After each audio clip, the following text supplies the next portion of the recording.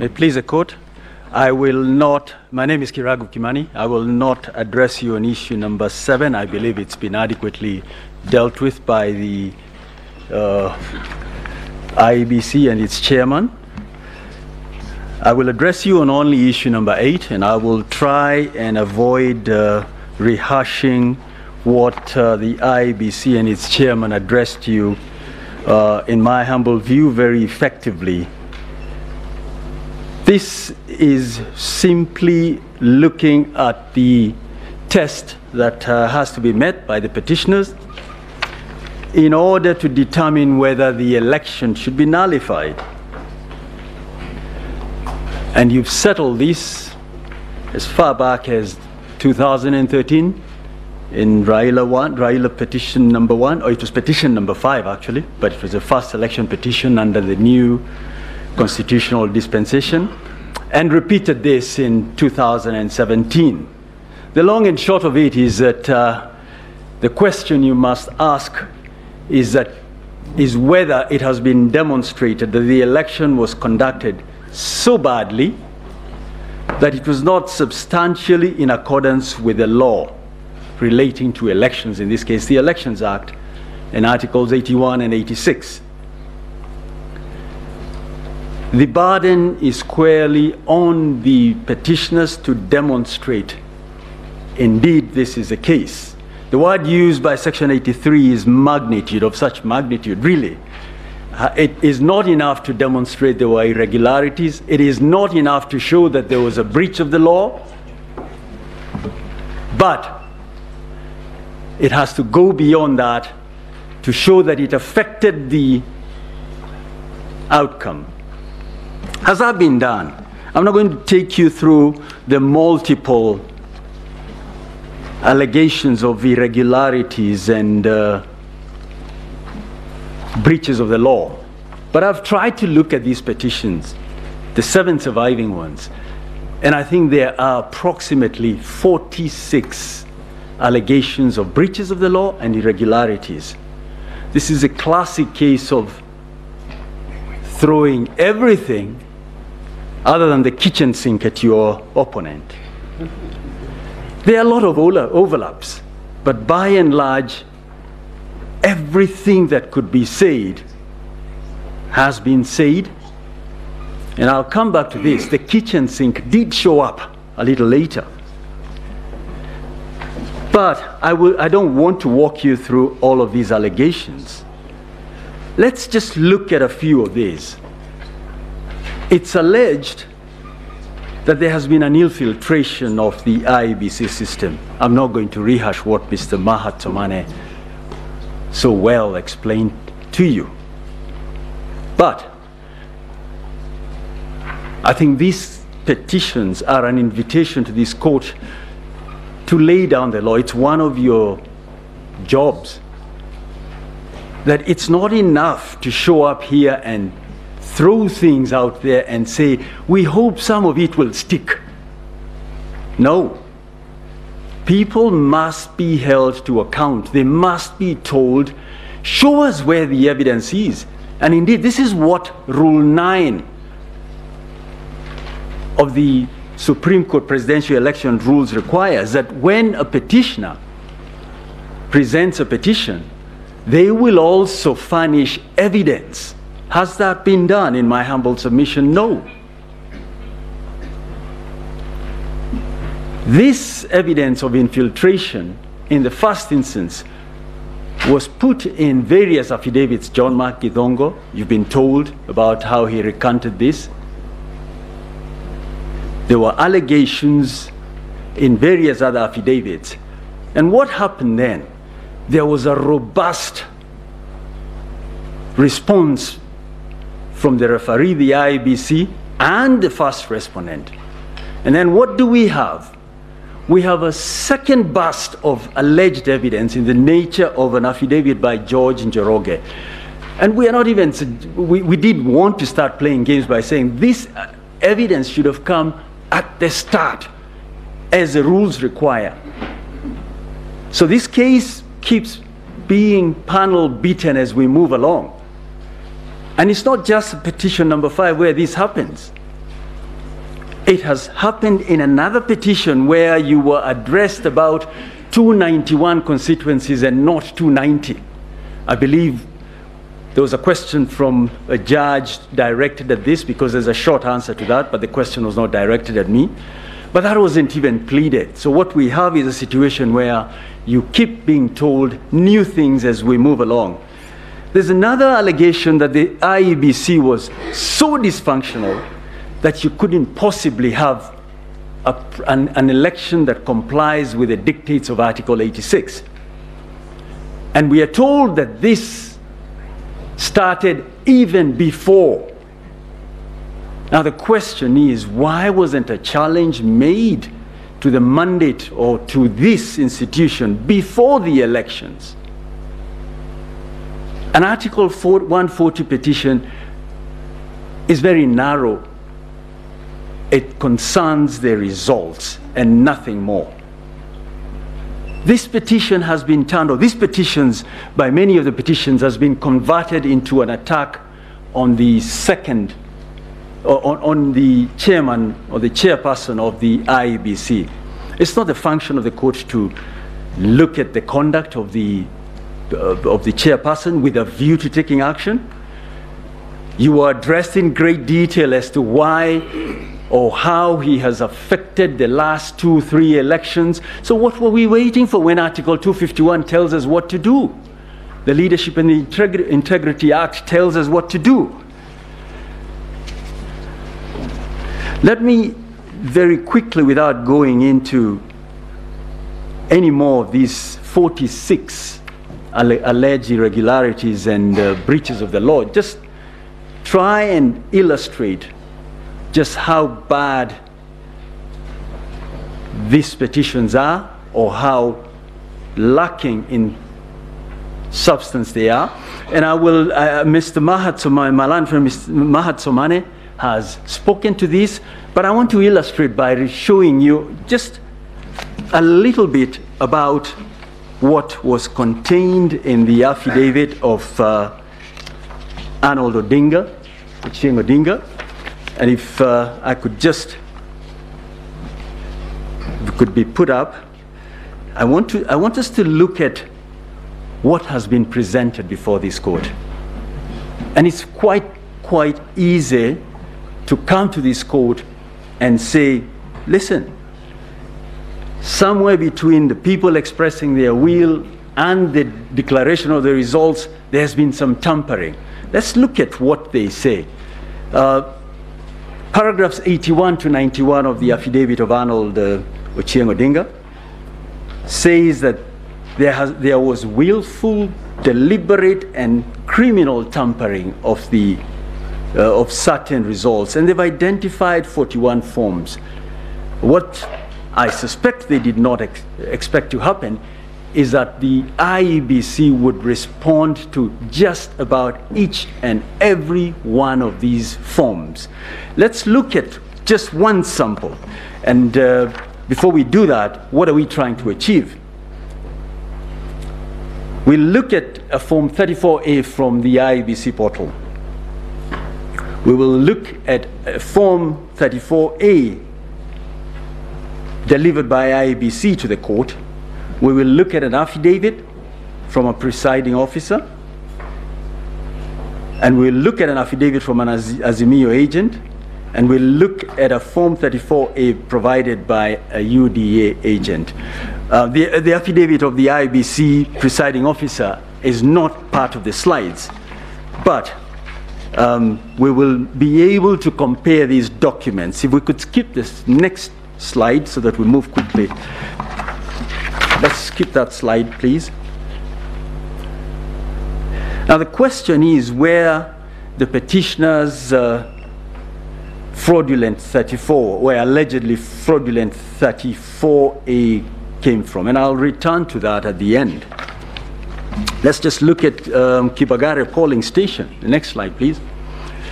If you look at the signatures, one of the signatures is an ODM agent, Mr. Eric Atuma.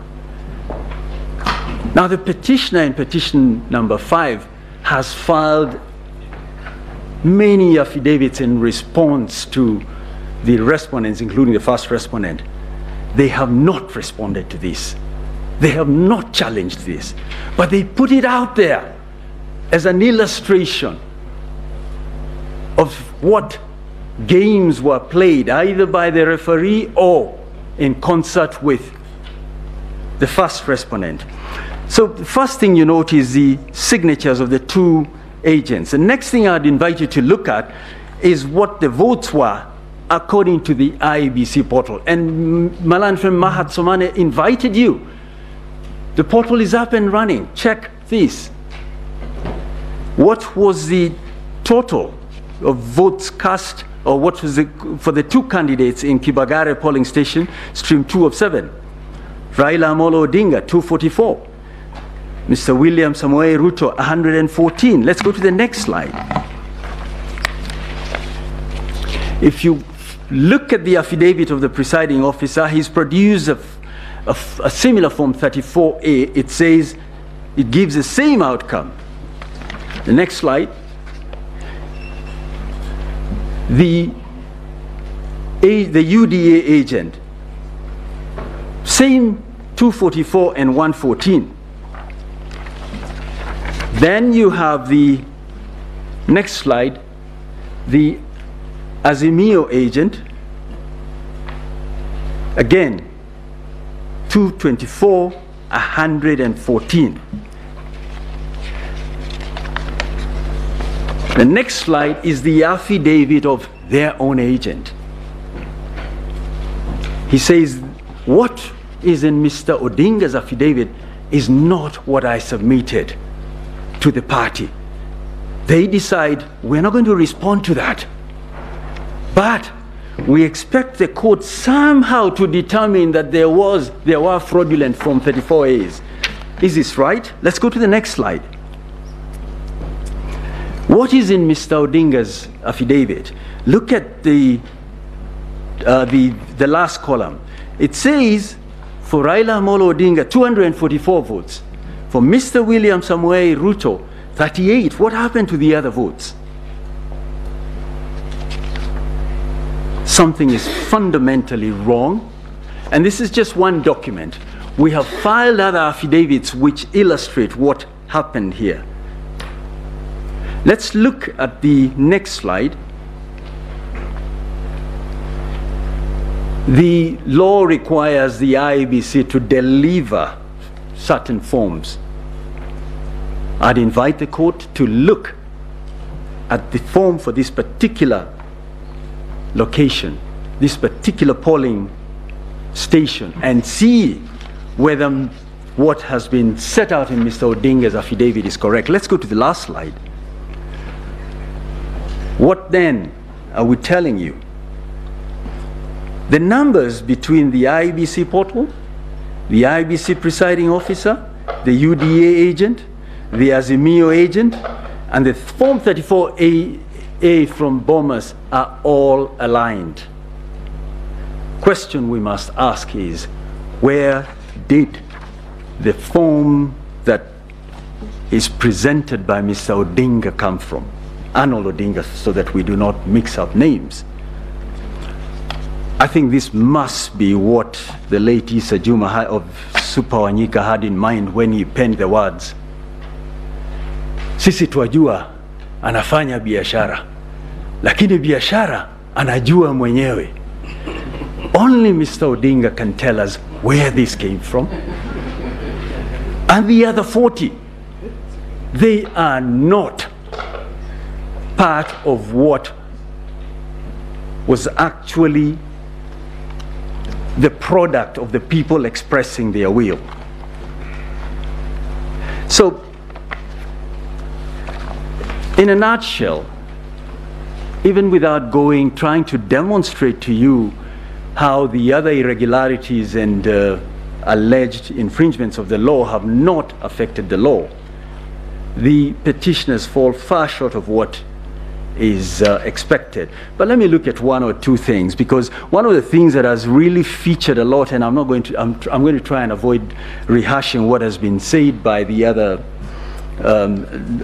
lawyers, is that the commissioners have a significant role. That what 138(3)(c means is that the commissioners, the 7 men and women, have to be involved in the exercise that is to be undertaken. With respect, this submission is skewed by a failure to interpret the Constitution correctly. I think it's long been settled that the Constitution, the interpretation of the Constitution, looks both at the text and the context. And what has happened here is that the petitioners have decided we will stick with the text. And even that they stretch. They say the IEBC, the commission, means there's 7 of them.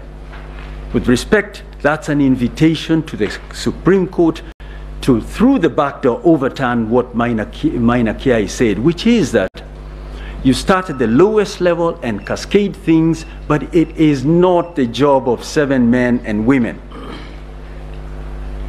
Let's look at the 7 commissioners a little more, and in particular the 4 who it is said should lead to the conclusion that the election was not conducted in accordance with the Constitution. They were on board with every other commissioner. They spoke with one voice until about 3 p.m. on the 15th of August. Then they had their Damascus moment and made it to Serena. They changed their position.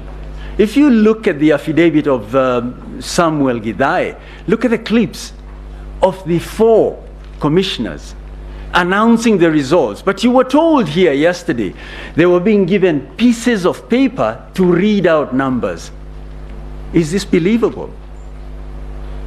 But we were told by another speaker, another advocate, that these men and women were vetted by the National Assembly. They are therefore very serious citizens who correctly undertake a very important function, the running of elections. But they say they did not participate in this. In determining who to believe, look at the context. Look at the whole series of events from when the nomination took place, when the ballot papers were printed, including the supervision that they undertook, and determine whether these 4 commissioners are to be believed. Mr. Njenga, for I think the 7th respondent, argues they are here not to support either side, but to discharge their duty under the Constitution. But they did file a response. They started off by filing affidavits to set out the evidence. There's no property in a witness. They didn't stop there. On the 26th of August, they decided we will appoint another lawyer on behalf of the IEBC who is in effect going to admit the alleged infringements. This is where you apply the duck test. If it looks like a duck, if it swims like a duck, if it quacks like a duck, it must be a duck. They are saying we are here to show you we are independent. Are they? With respect, their conduct demonstrates otherwise. In a word, it is my humble submission that the petitioners have not demonstrated there were any irregularities or illegalities. Forget the magnitude. They really haven't demonstrated any. I'd urge you to dismiss these petitions. Ordinarily in these sort of cases, and I'm not telling you what to do one way or the other, because of the nature of the matters, the parties are asked to bear their own costs. But again, what happens in 5 years if people can come in 8 petitions, 1 was struck out, and say whatever they wish to say without offering evidence? I think there was some advocate who said yesterday we're going to have 200 petitions in 5 years. Why? Because nothing, there are no consequences. We can all come here and be on television, there are no consequences. So what are we asking of you? We are asking you to give us back our country. Determine that there were no infringements, that we had a proper election. We have been in election mode for so long. The only thing that creates wealth is actually working. And this is not work. With respect,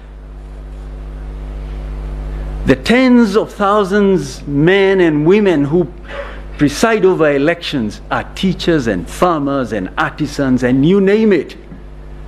We're being asked to make them come back to work in a few months, or in 60 days to be precise. There is no justification for that. The order that should commend itself to you is to dismiss these petitions because they fall far short of what is required. Those are my submissions.